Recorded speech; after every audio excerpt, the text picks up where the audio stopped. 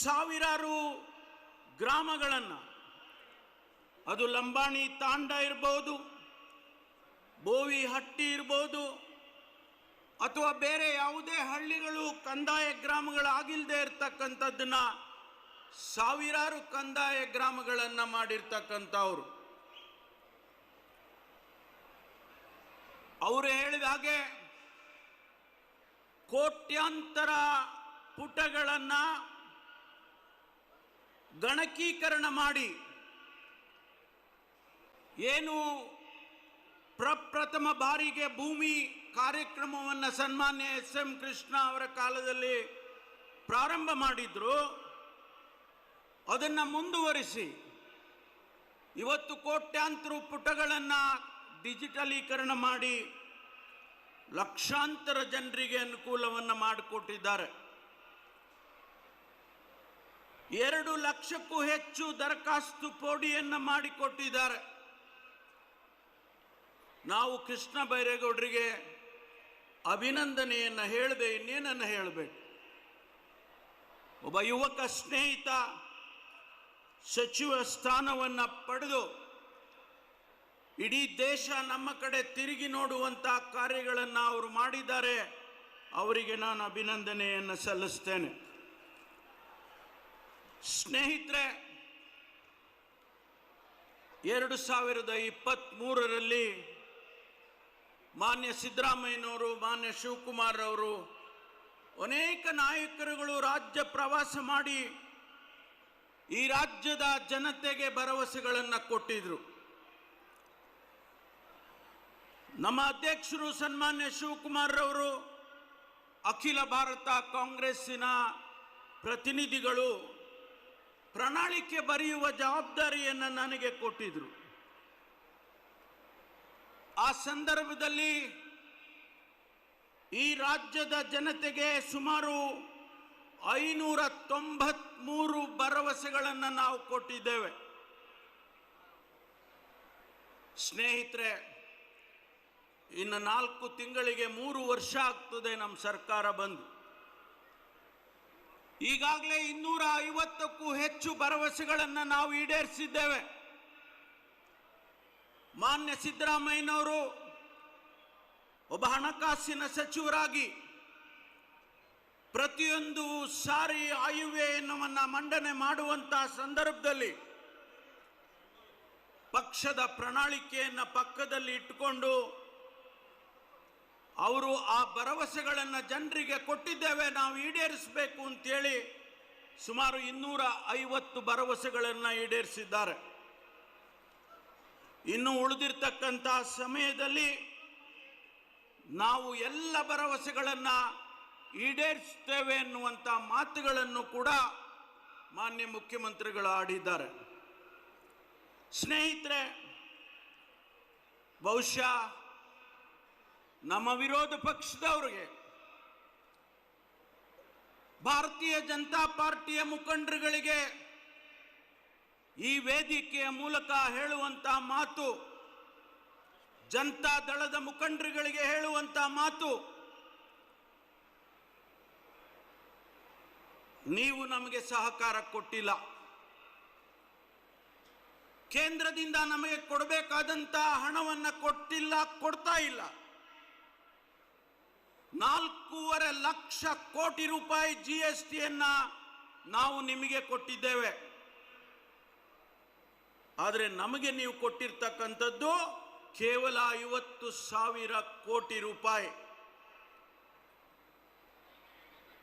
ನಿಮ್ಮ ಬಜೆಟ್ನಲ್ಲಿ, ಕೇಂದ್ರದ ಬಜೆಟ್ನಲ್ಲಿ 5,300 ಕೋಟಿ ರೂಪಾಯಿ ಭದ್ರಾ ಮೇಲ್ದಂಡೆಗೆ ಕೊಡ್ತೇವೆ ಅಂತ ಹೇಳಿ, ನೀರಾವರಿಗೆ ಕೊಡ್ತೇವೆ ಅಂತೇಳಿ ಬಜೆಟ್ನಲ್ಲಿ ಆಯವ್ಯಯದಲ್ಲಿ ಘೋಷಣೆ ಮಾಡಿದ್ರಿ.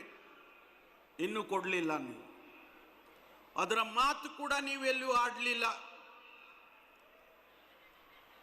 ಮಹದಾಯಿ ಯೋಜನೆ ಗೋವಾದ ಮುಖ್ಯಮಂತ್ರಿಗಳ ಅನುಮತಿ ಕೊಡ್ತೀವಿ ಅಂತ ಹೇಳ್ತಾರೆ, ಆದರೆ ನೀವು ಕೊಡೋದಕ್ಕೆ ತಯಾರಿಲ್ಲ. ಮಾನ್ಯ ಶಿವಕುಮಾರ್ ಅವರ ನೇತೃತ್ವದಲ್ಲಿ ಮೇಕೆದಾಟು ಯೋಜನೆ, ಬೆಂಗಳೂರಿಗೆ ಕುಡಿಯುವ ನೀರಿಗೆ ಯೋಜನೆಯನ್ನು ಮಾಡಿದೋ, ಇಲ್ಲಿವರೆಗೂ ಅದಕ್ಕೆ ಅನುಮತಿಯನ್ನು ಕೊಡೋದಕ್ಕೆ ಸಾಧ್ಯ ಆಗಿಲ್ಲ ನಿಮಗೆ. ಇನ್ನು ಅನೇಕ ನಾನು ಪಟ್ಟಿಯನ್ನು ಓದಬಹುದು. ಆದರೆ ಇಷ್ಟೆಲ್ಲದರ ಮಧ್ಯೆ ಕರ್ನಾಟಕ ಸರ್ಕಾರ, ಮಾನ್ಯ ಮುಖ್ಯಮಂತ್ರಿ ಸಿದ್ದರಾಮಯ್ಯನವರ ನೇತೃತ್ವದ ಸರ್ಕಾರ ಈ ದೇಶದಲ್ಲಿ GSDPಯಲ್ಲಿ ಮೊದಲನೇ ಸ್ಥಾನದಲ್ಲಿದ್ದೇವೆ. ತಲಾದಾಯ ಪರ್ ಕ್ಯಾಪಿಟಾ ಇನ್ಕಮ್ನಲ್ಲಿ ಮೊದಲನೇ ಸ್ಥಾನದಲ್ಲಿದ್ದೇವೆ. ನ್ಯಾಯ ಒದಗಿಸಬೇಕು, ಜನ ಸಮುದಾಯಕ್ಕೆ ನ್ಯಾಯ ಒದಗಿಸಬೇಕು. ಅದರಲ್ಲಿ ಕರ್ನಾಟಕ 1ನೇ ಸ್ಥಾನದಲ್ಲಿದ್ದೇವೆ. ತೆರಿಗೆ ಸಂಗ್ರಹಣೆ ಮಾಡಬೇಕು, GST ಸಂಗ್ರಹಣೆ ಮಾಡಬೇಕು. ಅದರಲ್ಲಿ 2ನೇ ಸ್ಥಾನದಲ್ಲಿ, ಇಡೀ ದೇಶದಲ್ಲಿ 2ನೇ ಸ್ಥಾನದಲ್ಲಿ ಇದ್ದೇವೆ. ವಿದೇಶಿ ಬಂಡವಾಳ, ನೀವು ಹೇಳ್ತೀರಿ ಕರ್ನಾಟಕದಲ್ಲಿ ಆಡಳಿತ ಸರಿ ಇಲ್ಲ, ಹಣ ಇಲ್ಲ, ಮತ್ತೊಂದಿಲ್ಲ. ಕರ್ನಾಟಕಕ್ಕೆ ಇಡೀ ದೇಶದಲ್ಲಿ ಬಂಡವಾಳ ಹೂಡಿಕೆಯಲ್ಲಿ 2ನೇ ಸ್ಥಾನದಲ್ಲಿದ್ದೇವೆ. ಇಲ್ಲೇ ಕುಳಿತಿದ್ದಾರೆ ನಮ್ಮ HK ಪಾಟೀಲ್, MB ಪಾಟೀಲ್ರು, ಕೈಗಾರಿಕೆ ಸಚಿವರು. ಗ್ಲೋಬಲ್ ಇನ್ವೆಸ್ಟರ್ಸ್ ಮೀಟ್ ಅನ್ನು ಬೆಂಗಳೂರಿನಲ್ಲಿ ಮಾಡಿದಾಗ 10.25 ಲಕ್ಷ ಕೋಟಿ ಬಂಡವಾಳ ಹೂಡ್ತೇವೆ ಅಂತೇಳಿ ಭರವಸೆಯನ್ನು ಕೊಟ್ಟರು, MOUಗಳನ್ನು ಸೈನ್ ಮಾಡಿದರು. ಇವತ್ತು ನಾವು ಕರ್ನಾಟಕ ಇಡೀ ದೇಶದಲ್ಲಿ ಒಂದು ಒಳ್ಳೆಯ ಆಡಳಿತವನ್ನು ಕೊಡ್ತಾ ಇದೆ.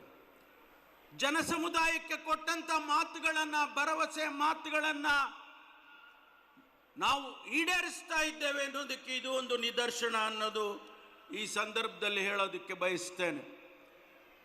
ಸ್ನೇಹಿತರೆ, 5 ಗ್ಯಾರಂಟಿಗಳನ್ನು ಕೊಟ್ಟು 5 ಗ್ಯಾರಂಟಿಗಳಲ್ಲಿ ಗೊತ್ತಾಗಬೇಕು, ನಿಮಗೆ ಜನ ಸಮುದಾಯಕ್ಕೆ ಗೊತ್ತಾಗಬೇಕು. ಗೃಹ ಜ್ಯೋತಿ ಕಾರ್ಯಕ್ರಮಕ್ಕೆ 28,000 ಕೋಟಿ ರೂಪಾಯಿ ಖರ್ಚು ಮಾಡಿದ್ದೇವೆ. ಗೃಹಲಕ್ಷ್ಮಿ ಯಾವ ಪಕ್ಷ ನೋಡಲಿಲ್ಲ, ಯಾವ ಜಾತಿ ಧರ್ಮ ನೋಡಲಿಲ್ಲ. ಪ್ರತಿಯೊಬ್ಬ ಹೆಣ್ಣು ಮಗಳಿಗೆ 2,000 ರೂಪಾಯಿ ತಿಂಗಳಿಗೆ ಕೊಡುವಂಥ ಯೋಜನೆ ಮಾಡಿದ್ವಲ್ಲ. 74,000 ಕೋಟಿ ಈಗಾಗಲೇ ಖರ್ಚು ಮಾಡಿದ್ದೇವೆ. ಸ್ನೇಹಿತರೆ, ಶಕ್ತಿ ಯೋಜನೆ, ಅನ್ನಭಾಗ್ಯ ಯೋಜನೆ, ಮಾನ್ಯ ಸಿದ್ದರಾಮಯ್ಯನವರಿಗೆ ಅತಿ ಪ್ರೀತಿಯಾದಂಥ ಯೋಜನೆ ಯಾವುದಾದ್ರೂ ಇದ್ರೆ ಅದು ಅನ್ನಭಾಗ್ಯ ಯೋಜನೆ. ಆ ಬಡ ಜನರ ಹಸಿವನ್ನು ನೀಗಿಸಬೇಕು, ಅವರಿಗೆ ಅನ್ನ ಉಣ್ಣುವಂಥ ಶಕ್ತಿಯನ್ನು ಕೊಡಬೇಕು. ಅದಕ್ಕಾಗಿ ಸುಮಾರು 20,211 ಕೋಟಿ ರೂಪಾಯಿಯನ್ನು ಇಲ್ಲಿಯವರೆಗೆ ಖರ್ಚು ಮಾಡಿ ಆ ಯೋಜನೆಯನ್ನು ಸಾಕಾರ ಮಾಡಿದ್ದಾರೆ.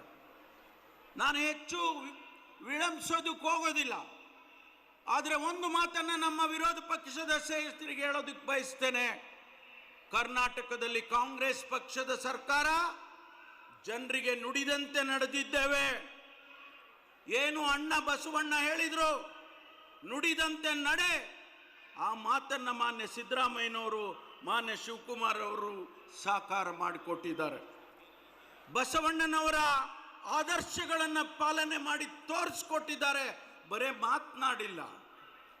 ಬಸವಣ್ಣನ ಆದರ್ಶ ಬರೇ ಮಾತಾಡಿಲ್ಲ, ಸಮಾನತೆಯನ್ನ ತೋರಿಸ್ಕೊಟ್ಟಿದ್ದಾರೆ ಮಾನ್ಯ ಸಿದ್ದರಾಮಯ್ಯನವರು. ಕರ್ನಾಟಕದಲ್ಲಿ, ಇಡೀ ದೇಶದಲ್ಲಿ ಯಾವುದಾದರೂ ರಾಜ್ಯ ಸಮಾನತೆಯ ಬಗ್ಗೆ ಮಾತನಾಡಿದ್ರೆ, ಸಮಾನತೆಯ ಬಗ್ಗೆ ಅನುಷ್ಠಾನ ಮಾಡಿದ್ರೆ ಅದು ಮಾನ್ಯ ಸಿದ್ದರಾಮಯ್ಯನವರ ನೇತೃತ್ವದ ಸರ್ಕಾರ ಅಂಥೇಳಿ ನಾನು ಈ ಸಂದರ್ಭದಲ್ಲಿ ಹೇಳೋದಕ್ಕೆ ಬಯಸ್ತೇನೆ.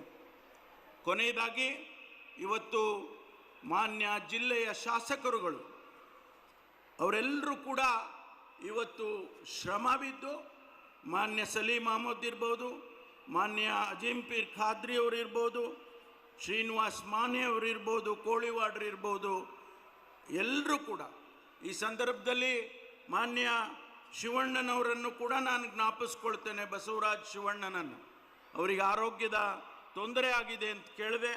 ಅವರಿಗೆ ಬೇಗ ಭಗವಂತ ಗುಣ ಆಗಲಿ ಅಂತ ಹೇಳಿ ಭಗವಂತನಲ್ಲಿ ಪ್ರಾರ್ಥನೆಯನ್ನು ಸಲ್ಲಿಸ್ತೇನೆ.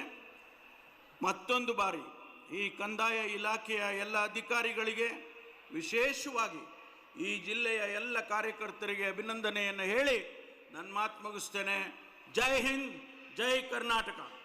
ಬಂಧುಗಳೇ, ಇವತ್ತಿನ ಕಾರ್ಯಕ್ರಮದಲ್ಲಿ ನಮ್ಮನ್ನೆಲ್ಲ ಉದ್ದೇಶಿಸಿ ಮಾತಾಡಿರ್ತಕ್ಕಂಥ ಕರ್ನಾಟಕ ರಾಜ್ಯ ಘನ ಸರ್ಕಾರದ ಗೃಹ ಸಚಿವರಾಗಿರ್ತಕ್ಕಂಥ ಡಾಕ್ಟರ್ ಜಿ ಪರಮೇಶ್ವರ್ ಅವರಿಗೆ ತುಂಬು ಹೃದಯದ ಧನ್ಯವಾದಗಳನ್ನ ಸಲ್ಲಿಸ್ತಾ ಇದ್ದೇವೆ. ಆತ್ಮೀಯರೇ, ಈ ಕಾರ್ಯಕ್ರಮದಲ್ಲಿ ಆಸೀನರಾಗಿರುವಂತಹ ಮಾನ್ಯ ಆಹಾರ ಮತ್ತು ನಾಗರಿಕ ಸರಬರಾಜು ಹಾಗೂ ಗ್ರಾಹಕ ವ್ಯವಹಾರಗಳ ಸಚಿವರಾದಂತಹ ಶ್ರೀಯುತ KH ಮುನಿಯಪ್ಪ ಸರ್ ಅವರು ಈ ಘನ ಸಮಾವೇಶವನ್ನು ಉದ್ದೇಶಿಸಿ ಮಾತನಾಡಬೇಕು ಅಂತ